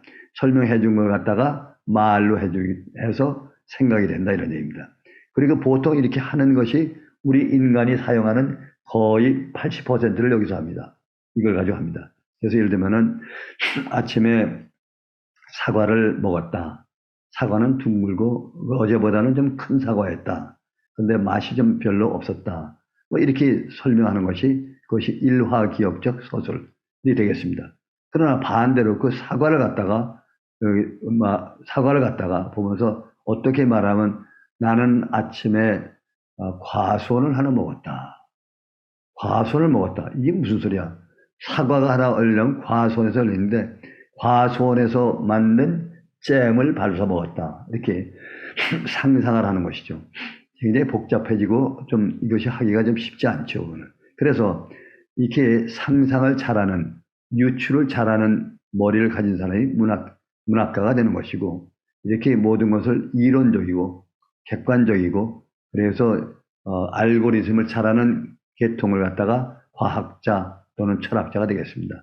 그리고 이렇게 유추, 아날로그를 잘하는 쪽이 말하면 문학가가 되겠죠. 상상은 아까 말씀대로 유추에 의해서 되는데 영감이 들어오고 발상이 되고 유추가 됩니다. 그러면 그 개념이 상상을 통해서 그 개념이 바뀌게 됩니다. 그때 상상을 통해서 비유가 생기고 은유가 생기고 상징이 생깁니다. 뭐냐면 마음이라고 하는 것을 갖다가 이것을 유추를 할 때 내 마음은 호수로 바뀐다 이런 얘기입니다. 내 마음은 호수가 된다 이죠. 그래서 이렇게 이때의 기억은 의미기억이랍니다. 의미기억, 세만틱 기억, 어떤 의미, 묘사를 한 기억, 묘사를 가진 기억이라고 합니다. 그것을 갖다가 글로다 써냈을 때 시와 소설이 되겠습니다. 이 개념을 그대로 써서 에피소드 써냈을 때 보면은 일기나 잡글이나 철학 논증 같은 것이 되겠습니다. 그때 감성이 많이 들어가 있는 것, 서정적이 되거나 정서적이 되거나 전혀 감성이 없는 경우는 아파시, 서사적인 것이 되겠죠. 이 모든 것은 다 물론 대뇌, 전주에서 이루어지는 것인데 영향을 주는 것은 감성의 뇌 그리고 정서의 뇌가 되겠습니다. 이걸 아나토미하고 잘 결부시켜서 보시면은 아주 이해가 빠를 것입니다. 인식이라는 것과 인식이라는 것은 레코그니션이고 인지는 코그니션입니다. 비슷하지만은 왜 이게 중요한가 하면은 감각을 걸르는 부분, 감각이 들어오면 그것을 받아들이고 걸르는 부분이 있습니다. 그것이 어딘가 하면은 우리 말초신경, 눈과 귀 이런 겁니다. 눈이라고 해서 모든 걸 봤다고 다 그것을 기억으로 만들지는 않습니다. 필요 없는 것은 아예 쳐다만 받지 들어가지는 않습니다. 그것이 관찰이라는 것이 이거죠. 그래서 1차 감각 신경 시상의 말초신경의 감각을 거르는 부분이 거기 있고, 또 하나는 그 시상에 들어오면 시상도 들어온 그 정보를 감각신경에 뇌에 보낼 때 다 보내지 않습니다. 필요한 것만 보냅니다. 또 1차 감각신경세포에서 받아들인 정보를 다 해마로 보내는 게 아닙니다. 필요한 것만 보냅니다. 해마도 마찬가지입니다. 여기서 운동의 뇌로 보낼 때 다 보내지 않습니다. 엔코딩해서 필요한 것만 보냅니다.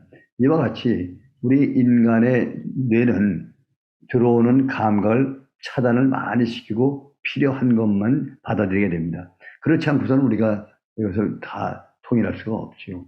또 같은 감각이라도 촉각과 시각, 청각, 속도가 빠릅니다. 그 서로 다른 것을 뇌에서 받아가지고 이것을 하나로 만듭니다. 그래서 한 화면에 하나의 말, 하나에 듣는 것, 이렇게 만드는 것을 뇌의 통일성, 시냅스가 이런 일을 하는데, 이거야말로 기막히지 않습니까? 보는 것 따르고 말하는 것 따르고 하면은 가끔 보면 방송국에서 올 때 방송이 약간 달라지는 경우에 보면 말 다르고 소리가 그림이 다른 것처럼 그렇게 되면 안 되죠. 이것을 갖다가 하는 것이 우리 인간의 뇌가 그걸 조절하는 능력이 있습니다. 코그니션과 네코그니션하는 능력이 있다, 이런 말씀입니다. 자, 이것을 다시 한번 도표를 통해서 보겠습니다. 에델만이 만든 도표가 뭐냐면 1차 의식, 2차 의식을 이렇게 만들었습니다. 그래서 모든 게 생각으로 나오지 않습니까? 여기는 단기 기억이고, 여기는 장기 기억이고, 비디오처럼 되어 있고, 현재, 과거, 미래가 있는 기억이고, 여기는 현재만 있는 기억이고, 여기에는 정서 같은 것이 인물과 다 되긴 마찬가지입니다. 이것을 갖다 아까 그림을 보려면은 사물과 이것이 오감에 의해서 들어와가지고 시상을 통해 들어온 것이 대뇌로 들어간 다음에 대뇌를 통해서 인지기능의 뇌에서 코그니션을 하게 됩니다. 인지기능. 거기에 보면은 생각, 모방, 경고, 계획 같은 걸 하고 정서, 감정, 억제를 하는 코그니션을 하게 됩니다. 여기에서 기억과 지각, 자아, 의식이 생기고 그 개념을 갖다가 말로다 표현하는 것이 1차 의식이라 했습니다. 이 1차 의식을 갖다가 이것을 기본으로 해서 이거를 가지고 다른 개념과 합쳐서 상상하라고 창의를 해서 만들어 나오는 것이 2차 의식, 고차 의식이라고 했습니다. 이 들어온 감각은 내장 감각, 이 감각은 시상에서 직접 대뇌 하부의 뇌, 감성의 뇌에 또 작용을 줘가지고 감정 욕망이 올라오게 되어 있습니다. 이것을 어제 이 그래프를 자세히 보시면은 여러분들이 큰 도움이 될 것입니다. 1차 의식은 알고리즘이라고 할 수 있고 2차 의식은 아날로그가 될 수 있겠습니다. 이것을 이 도표를 머릿속에 가지고 계시면 참 쉽습니다. 글을 쓴다 하는 것이 뭐냐? 영감이 떠오르면 소재를 가지고 소재를 만듭니다. 소재가 뭐냐면 개념입니다. 개념. 가지고 있던 것을 갖다 끄집어내는 개념입니다. 사랑이라고 하는 영감이 떠오르면 사랑에 해당되는 개념들을 떠오릅니다. 보면은 어머니, 또 아버지, 또 형제, 이걸 갖다 쭉 나열해 놓으면 개념이 되지 않습니까? 이 개념을 갖다가 그 다음에 상상을 통해서 2차 의식으로 바꿔주는 일들. 그것이 바로 문학이 되겠습니다. 지금 말씀드린 대로 상상의 종류는 3가지가 있었습니다. 그리고 메타포의 결과로는 비유, 은유, 상징, 알레고리 같은 것이 생기고 그걸 갖다 표현하기 위해서 감성적 이미지, 감성적 이미지라는 것이 굉장히 중요한 것입니다. 이게 2차 의식할 때는 감성적 이미지를 하는데 뭘 만드느냐? 이미지를 갖다 뭐냐면 드러내기 위해서. 그래서 감성적 이미지가 있기 때문에 문학이 생기는 것입니다.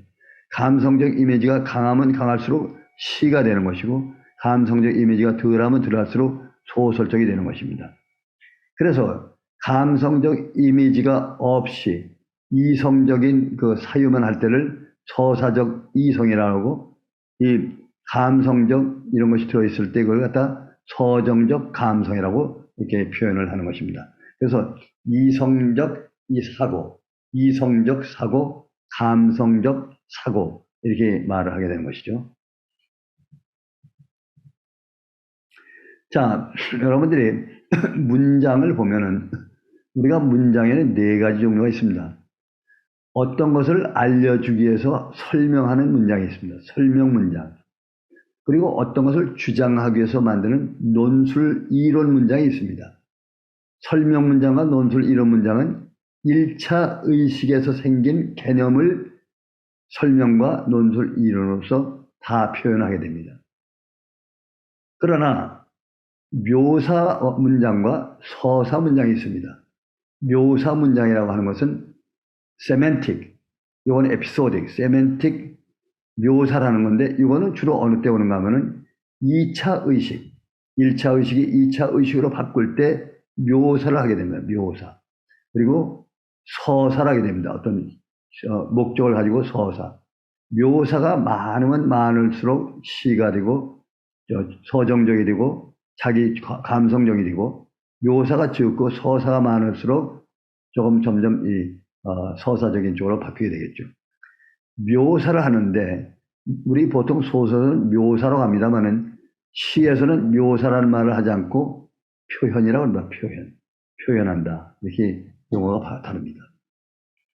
이렇게 문장이 4가지가 있는데 설명 문장, 논술 문장, 묘사, 서사 문장인데 거기에 감성이 어떻게 들어가 있느냐. 아주 서정적으로 강하게 감성이 들어가 있는 것, 정서가 들어있는 것, 감성, 정서가 전혀 들어가지 않은 것, 서사적인 문장, 서정적인 문장, 정서적인 문장 이렇게 3가지로 나눌 수가 또 있을 것입니다. 크게는 4가지 문장을 나누는데 위에 있는 2가지 설명과 이론은 1차 의식에서, 묘사와 서사는 2차 의식에서. 그러니까 인간의 경우는 1차 의식의 문장과 2차 의식의 문장이 같이 합쳐지기 때문에 문장이 상당히 복잡해지는 것이죠. 거기에 서사적이거나 서정적이나 정서적인 것이 가미가 되기 때문에 문장은 엄청 달라지게 되는 것입니다.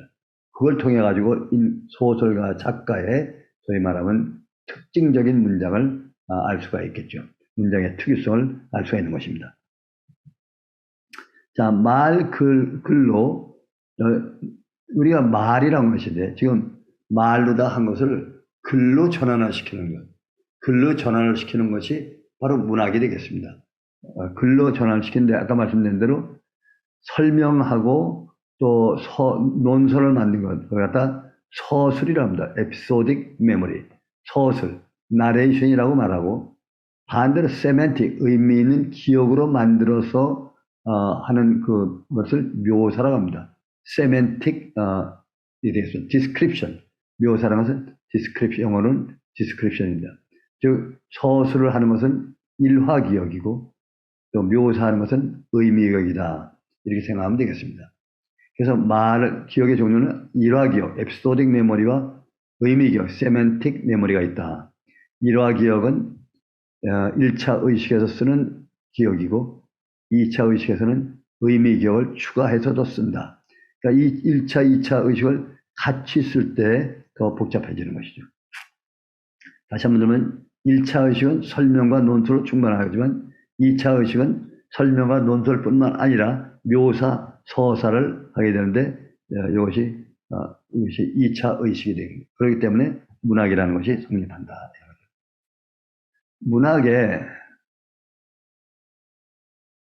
문학의 원은 1차 의식과 문학의 종류를 보면은 예술에 보면은 1차 의식의 문학이 예술이 그림이 되겠고 2차 의식의 한 것이 음악이 되겠고 1차 의식과 2차 의식을 겸비한 것이 문학이 되겠습니다. 근데 문학의 장르를 보면은 수필에 있어서는 수필은 에세이와 구별해야 됩니다.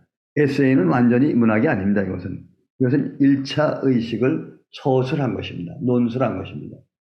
그러나 수필이 되려면 우리 한국적으로 수필이 되려고 하면은 에세이와 다른 것은 1차 의식에 있는 개념을 주인공이 나가 됩니다. 화자가 없어요. 내가 화자가 되는 것입니다. 나라고 하는 주인공이 그 있는 사실 자체를 그대로 있는 그대로 설명, 나레이션 하는 것이 에세이인데 그때 수필이 문학이 되려면은 다소 묘사를 해야 됩니다. 그리고 감정이 들어감으로써 수필이 우리가 한국적으로 말하는 수필 문학이 되는 것입니다. 그렇기 때문에 이것이 수필이 문학이냐 아니냐 하는 것이 여기에 기로가 있는 것입니다. 그래서 수필은 결국 보면은 시와 소설의 중간 형태를 가지고 있다 이렇게 말할 수 있겠습니다. 시는 묘사를 많이 합니다. 묘사보다 설명하는 것을 진술한다고 합니다. 그래서 묘사시와 진술시. 묘사시가는 감성, 이미지가 강합니다. 강하고 진술시는 이미지가 덜 강합니다. 반대로 소설은 묘사와 진술을 하긴 하는데 서사이기 때문에 히스토리, 어떤 이야기를 중심으로 끌고 가고 목적을 가지고 끌고 가기 때문에 이 시와 좀 다릅니다. 그리고 시는 감성 중심이기 때문에 그때그때의 감성을 변화를 한 것을 느낌을 표현하는 것이지만 소설은 어떤 목적을 가지고 써나가는 것입니다. 뭐 여러 가지 소설과 차이점이 있는 것을 알겠습니다. 문학의 예를 들어보겠습니다. 문학의 예를 들어보면은 특별히 시에 관해서 예를 들어보겠습니다. 문학과 비문학, 비문학이라는 건 철학과 과학, 종교인데 철학이나 과학이나 종교는 1차 의식에 관한 1차 의식에서 오는 학문이고 문학이라는 것은 2차 의식, 2차 의식은 예술이라고 하는데 그 안에 그림, 문학, 음악이 있다고 이렇게 말씀드렸습니다. 자, 문학의 예를부터 시를 보면은 우리가 좋아하는 윤동주의 시집 하늘과 바람과 별과 시에 보면은 별을 헤는 밤이라는 시가 있습니다. 보시면 계절이 지나가는 하늘에는 가을로 가득 차 있습니다. 참 아주 멋진 묘사가 되겠죠. 별 하나의 추억과 별 하나의 사랑과 쓸쓸함과 동경과 시와 별 하나의 어머니 아주 구체적으로 어머니를 갖다가 절규하는 것이 됩니다. 그리고 보면은 소학교 때 책상을 같이 했던 아이들의 이름 패경옥 이와 같은 이름을 갖다가 별을 해는 밤에 나와 있는 걸 보면은 1차 의식을 갖다가 하면은 가을이 됐습니다. 가을이 돼가지고 밖에 나가 보니까 별 하나가 보이고 참 쓸쓸하고 어머니가 생각나는군요. 그리고 또 소학교 다녔던 아이들도 생각이 납니다. 뭐 이렇게 쓰는 것이 1차 개념에 의한 서술이 되겠죠. 그러나 거기에 그렇게 쓰지 않고 그걸 기준으로 해가지고 묘사를 하는 것입니다.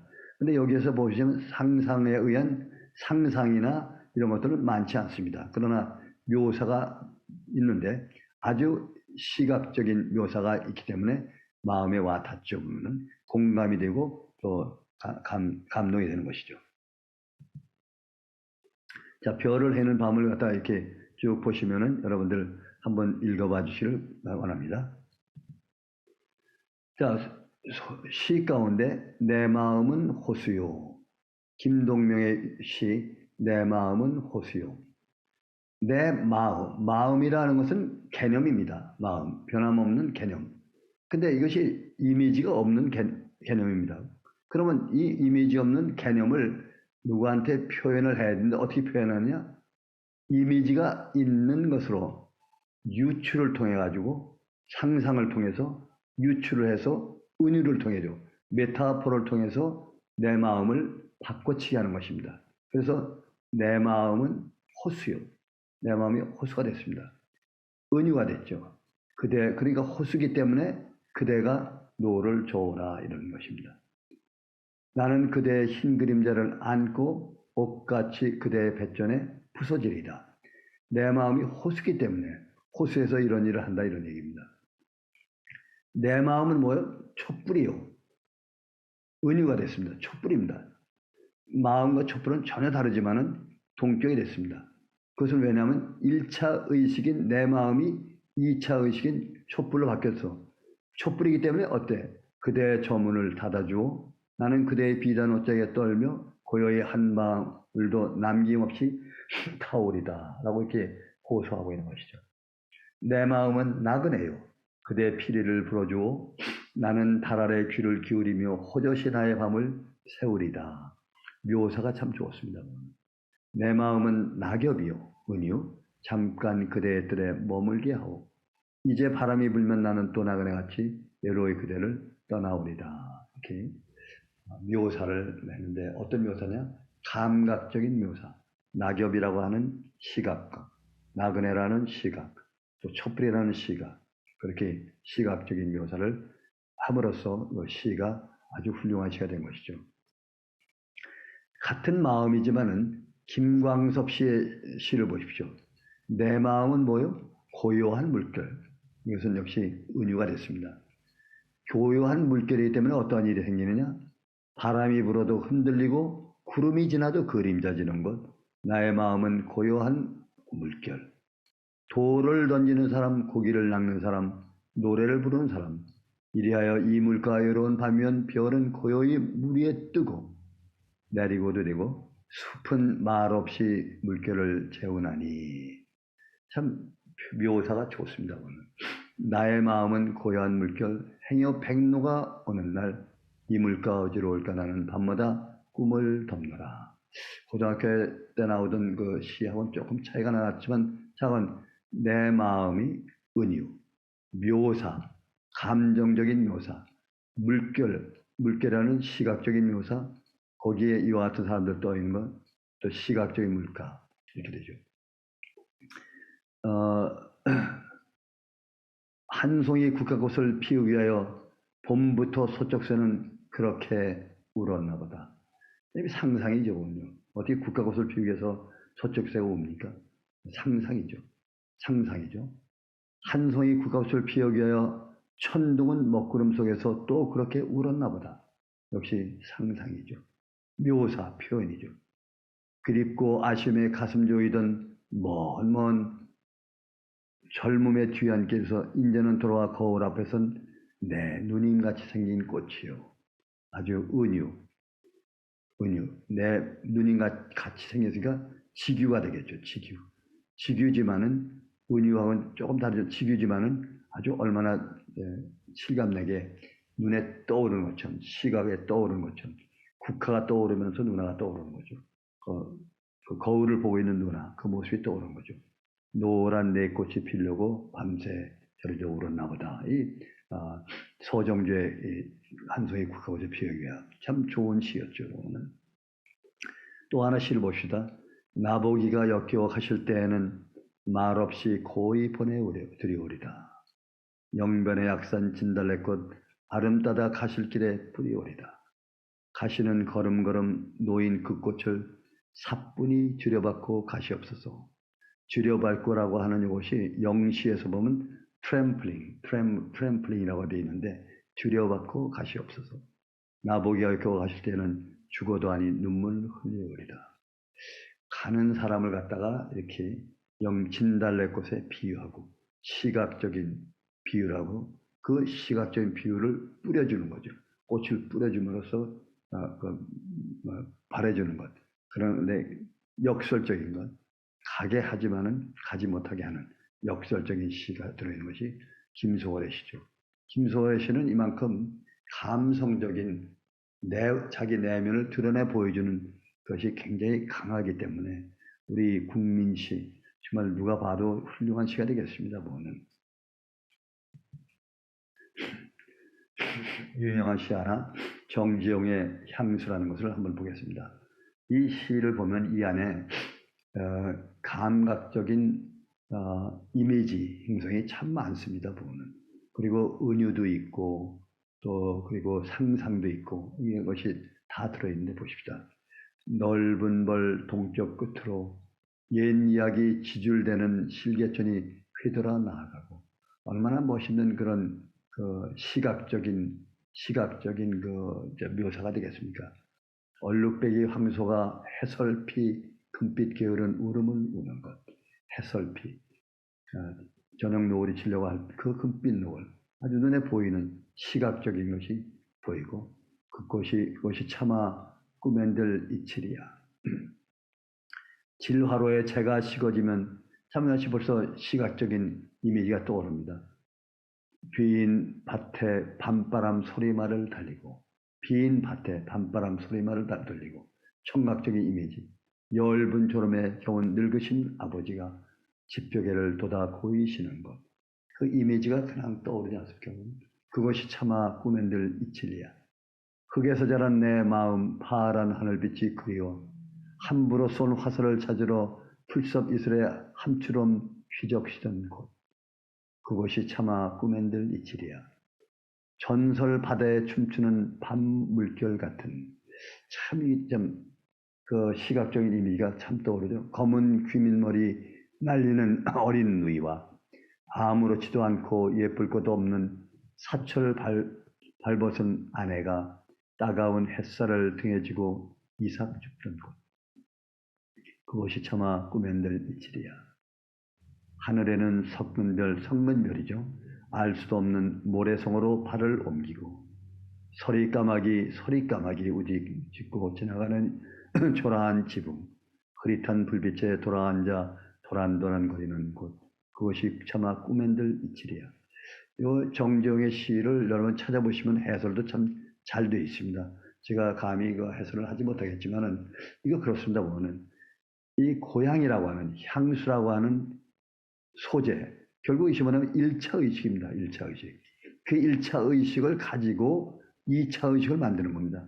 어떻게 만드냐? 상상과 거기에 소재 하나하나를 많이 모아가지고 향수를 갖다 대표하는 것이 개천도 있고 또 화롯불도 있고 아버지도 있고 이렇게 하여튼 많은 소재를 모아가지고 그 소재를 상상을 통해서 묘사를 하고 또 감성으로 드러내 보이는으로써 2차 의식을 만들어내서 그것을 글로 표현했을 때 1차 의식글과 2차 의식글을 같이 만들어냈을 때 훌륭한 시가 되는 것이죠. 또 잘 아시는 심소월의 시 산산이 부서진 이름이요 사랑하던 그 사람이요 해는 서산마루에 걸렸다. 참 죽은 애인의 이름을 부르는 그 이름 사랑하던 그 사람이요 해는 서산마루에 걸렸다. 사슴의 무리도 슬피운다. 누가 울어? 사슴의 무리도 슬피울어. 이게 말하면 객관적 상관물 같은 그런 인상도 듭니다. 사슴의 무리 슬피울어. 내가 우는 것처럼 사슴도 운다. 공감을 갖는 거죠. 엠파시죠. 공감. 특별히 사슴이라는 걸 통해 가지고 객관적 공감이 되죠. 부르는 소리가 비껴가지만 하늘과 땅 사이가 너무 넓구나. 이게 청각적인 의미. 이걸 갖다가 이렇게 노래를 했습니다. 우리 한국의 가수 장윤정의 초원이라는 노래를 한번 들어보시면서 같이 비교를 해보시면 좀 많은 또 느낌이 있을 것입니다. 자, 보십시오. 무지개, 워드워서 여러분들이 잘 아는 무지개. 이 무지개를 보시면은 그렇습니다. 이것이 소위 말하면 감성을 갖다가 강조한 로맨티즘, 이성만 강조하던 고전주의에서 감성을 중심에 하는, 그래서 감성적인 시가 튀어나왔을 때 로맨티즘은 성공한 것입니다. 하늘의 무지개를 보면 나의 마음 뛰노니 내가 어릴 때도 그랬듯이 어른이 된 지금도 그러하니 어린이는 어른의 아버지 나의 하루하루의 날들이 자연의 경건 속에 살기를 바라노라. 어렸을 때 가지고 있던 감정, 그 fear, 경애, 공감, 경애, 공포, 경감, 신에 대한 경애, 이와 같은 것이 그것을 통해 가지고 시를 만들어냈을 때 이걸 통해 가지고 카탈시스를 갖게 되죠. 어린아이의 마음이 어른까지 계속되어 있는 것을 설명한 것이 이 시입니다. 잠시 T.S. 엘리어트의 웨이스트랜드, 모더니즘, 황무지라는 시를 여러분들이 한번 찾아보시면 아는데 이 T.S. 엘리어트가 강조한 것이 뭐가 있냐면 감정이입, 엠파시라는 것입니다. 감정이입을 통해서 상대방과 화자와 독자, 그런 나아가 하나가 된다. 이거죠. 엠파시. 그때 그것을 갖다 중간에 매개물로 쓰는 것이 객관적 상관물이 되겠습니다. 자, 보시면 흐르는 시냇물, 처량한 소리를 내며 흐른다.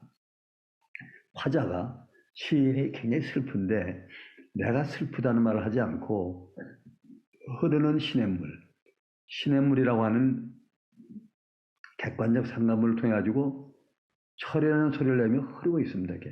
그래서 시냇물은 객관적 상감물이 되겠습니다. 얼마나 멋있습니까? 이것이 이렇게 객관적 상감물을 가짐으로써 공감, 엠파시, 공감이라는 건 뭔가 하면 이성적으로 이해가 되고 감성적으로 심파시, 동정이 가는 것, 그걸 갖다가 소위 엠파시라고 말합니다. 길게 설명할 거 없습니다. 이성적으로 언더스탠딩이 되고 감성적으로 심파시가 되는 것, 그걸 가지고 있는 것을 갖다가 엠파시라고, 공감이라고 합니다. 반대로 처량한 소리를 내며 흐르는 거는 기쁠 때는, 화자가 슬플 때는 시냇물이 처량한 소리를 내며 흐르지만은 화자가 기쁠 때는 이 시냇물이 명랑한 소리를 내며 흐른다고 말할 수 있습니다. 이 시냇물이라는 객관적 객관적 상관물을 가지고 슬픈 것, 기쁜 것을 다 표현할 수 있습니다. 또 김세월의 시 가운데 어제도 하룻밤 나그네 집에 까마귀 꽉꽉 울며 새었소. 까마귀라는 놈이 꽉꽉 우는 것을 통해서 화자가 그 자기에도 울며 새웠던 것을 하룻밤을 새면서 까마귀처럼 자기도 울었다는 것을 공감을 하는 것. 그것이 객관적 상감물이 되겠습니다. 이 이론을 통해서 T.S. 엘리어트는 노벨 문학상을 받은 것입니다. 그러면 현대시를 잠깐 보면은 난해시라고 합니다. 저 잘 모릅니다. 현대시, 난해시 잘 모르는데 오감도라든지 이런 걸 보면은 이것이 현대시라는데 저는 별로 현대시에 관심도 없고 재미도 없습니다만은 이것은 뭐냐면 아까 상상을 할 때 연상이라는 거, 연관적 상상과 설명적 상상이 있는데 그것이 아니고 완전히 바꾸어진 상상. 보통 우리가 가지고 있는 상상은 고정관념에서 머물러 있는 상상이 많습니다만 고정관념에서 완전히 벗어난 상상. 그것을 가지고 시를 쓴 것이 난해시, 현대시라고 말할 수가 있습니다. 참 이해하기 어렵습니다. 오늘. 또 한편 우리가 보통 우리 인간의 이성적인 사고와 감성적인 사고, 그것에 의해서 일어나는 문학, 이성적 문학, 감성적 문학, 이거와 마찬가지로 이성과 감성의 순환으로 오는 것이 문학의 사조가 되겠습니다. 고전주의 문학, 서사적, 이성적인 문학이죠. 르네상스 문학, 이성적인 문학, 그렇기 때문에 고전주의죠, 신문. 그러나 그것이 재미없으니까 낭만주의, 감성적인 문학, 정서적인 문학으로 바꿨다가 다시 이것이 리얼리즘으로 사실주의, 이성적으로 바뀌었다가 다시 상징주의 또 뭐 이런 것으로 바뀌는 것, 감성적인 것, 이렇게 이성과 감성이 왔다 갔다 변합니다. 변하면서 결국은 시의 소설의 사조가 바뀌게 되어 있습니다. 한 가지 짚어넘어갈 것이 퇴고라고 하는 것이 뭐냐면 퇴고라는 것은 썼던 글을 다시 저장을 시키는 겁니다. 저장을 시키면 그것이 다시 개념이 됩니다. 다시 그 개념을 끄집어내서 다시 또 거기다가 유출을 해서 글을 만들고 저장하고 이렇게 왔다 갔다 하는 것을 퇴고라고 합니다. 기억에는 네 가지가 있습니다. 엔코딩, 부호화시키고 그 다음에 저장, 스토어, 그 다음에 리트리에벌, 인출하고 또 인출함으로써 공고화됩니다. 이게 인출을 많이 하는 것. 인출을 많이 해서 다시 또 저장하고 인출하고 하면은 공고화되지 않습니까? 그렇게 되는 걸 갖다 소위 말해서 퇴고라고 말합니다. 퇴고라고 말하고 또 숙성시킨다고 말할 수 있고 훈련시킨다고 말할 수 있습니다. 퇴고가 굉장히 중요한 것은 자꾸 시냅시스, 신경의 뇌, 뉴런, 연합신경의 뉴런, 시냅시스를 자꾸 씀으로써 그 안에 기억이나 이런 것이 많이 저장이 됨으로써 좋은 글이 생기는 것입니다. 결국은 문학은 뭐냐? 우리 뇌의 연합신경세포의 뉴런의 시냅스가 어떻게 작동을 하는가에 따른 것이 그것이 바로 문학이 되겠습니다. 오늘. 잠시 저에 대해서 말씀드리겠습니다. 저는 소설가입니다. 저는 시를 많이 쓰지는 못합니다. 그런데 소설이라고 하는 것은 아까 말씀드린 것처럼 청각적 이미지가 많은, 아까 시간을 많이 이용한 청각적 이미지, 그것이 상상, 유출할 때 청각적 이미지를 많이 사용하고 또, 묘사보다는 그 서사 쪽으로 많이 나가는 것이 소설이겠습니다. 소설에서 그냥 스토리만 한 게 아니라 어떠한 목적을 가진 스토리를 만들 때 구성을 하면서 나가기 때문에 소설은 상상을 가지고 해야 됩니다. 근데 소설은 시보다는 좀 덜 상상을 하는 것 같습니다. 그래서 시인을 제2의 창조자라고 부르는데 소설가는 제2의 창조자라고 말하기는 조금 힘들 것 같습니다만은 제가 소설가이기 때문에 저는 소설가도 역시 제2의 창조자라고 말하겠습니다. 소설가 연규호, 저는 지금까지 소설을 많이 썼습니다. 시는 거의 못 해봤습니다. 왜냐하면은 제가 의사고 이성 개념을 가지고 하는 과학자의 열반에 들어있는 사람이기 때문에 해서 그런지 상상을 할 때 이런 감성적인, 시각적인, 감성적인 그러한 그 이미지 형성을 잘 못하는 것 같습니다. 그래서 그 대신 어떤 스토리를 전개하고 플롯을 전개해가지고 거기다 세멘틱, 의미 있는 기억을 만들어서 서사하고 묘사하는 걸 하는 소설가는 잘하고 있는 것 같습니다. 그래서 옆에 보시면 제가 그동안에 쓴 많은 소설들이 한 20여 편 정도가 장편 소설집 이렇게 많이 있습니다. 소설을 좀 쓰긴 썼지만은, 그래도 한때는 교보문고의 베스트셀러로 이렇게, 들은 것도 있었습니다. 투탕카멘의 녹슨 단검이라는 소설은 있고, 그리고 제가 뇌과학을 갖다, 뇌과학을 쓴 거 있습니다. 뇌신경과학으로 본 문학의 세계라고 하는 이것이 또 베스트셀러로 한번 올라간 적이 있습니다. 가물음에 콩나듯이 올라왔습니다. 자, 그러면 소설가 가운데 제가 참 좋아하는 소설가, 여러분들이 좋아하시는 알퐁스 도테라는 분의 소설, 주옥 같은 단편 소설, 별이라는 소설이 있습니다. 별이라는 소설을 보시면은 역시 이것은 제가 볼 때는 로맨틱한 소설이 되겠습니다. 로맨티즘의 소설이 되겠는데 그 안에 읽어보시면은 정말 상상력도 강하고 묘사력도 강합니다. 그리고 가끔 보면은 거기에 은유가 좀 들어 있습니다. 직유는 많이 들어 있고 은유가 가끔씩 들어 있는 것을 볼 수가 있습니다. 알퐁스 도테, 제가 좋아하는 소설가.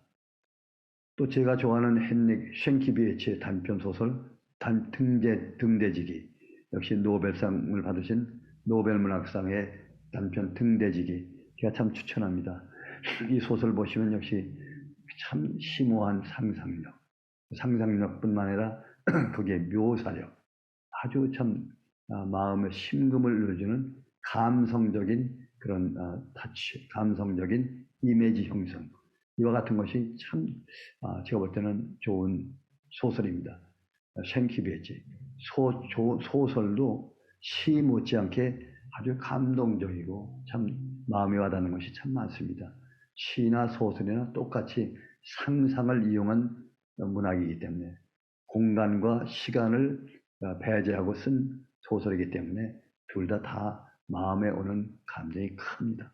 그렇기 때문에 노벨 문학상에도 보면은 시와 소설이 번갈아 가면서 있는 게 아니겠습니까? 마지막으로 보면은 제가 지금까지 한 것은 뇌과학에 관한 것, 뇌는 인지기능, 정서기능, 운동기능이 있고 또 일상생활하는 것이 철학과 과학, 종교, 이것이 1차 의식이 되겠는데 문학과 예술은 2차 의식이 된다 이겁니다. 저번 시간에 말씀드린 의식이라고 하는 것은 뇌를 조절하는 능력이라고 이렇게 말했습니다. 지금까지 제가 시간에 걸쳐서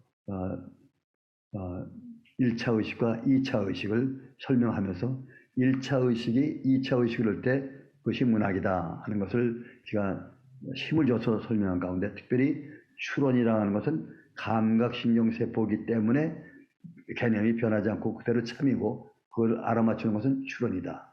그리고 연합신경 뉴런은 운동신경과 감각신경이 같이 있기 때문에 이것이 개념을 상상으로 또 유추를 할 수 있어서 바꿔줄 수 있다. 그런 그 두 가지가 신경학적인 특별한 지식이 되겠고, 그 안에 뉴런의 시냅스가 있는데 이 시냅스 속에 이와 같은 기억 같은 것이 들어서 여기서 활동하고 있는데, 이건 또 다른 시간에 한 강의를 참조하시면 감사하겠습니다. 자, 이것으로 오늘 시간을 칸트와 플라톤이 우주여행을 하면서 그들 우주여행을 통해서 우리가 받은 문학의 세계를 여러분에게 설명을 드렸습니다. 공유를 중지하겠습니다. 이것으로 이 강의를 마치고 앞으로도 이 문학에 대한 강의 좀 짧게 해서 좀 흥미있게 쉽게 알아듣기 쉽게 제가 여러분들에게 제공하려고 노력을 하고 있습니다. 감사합니다.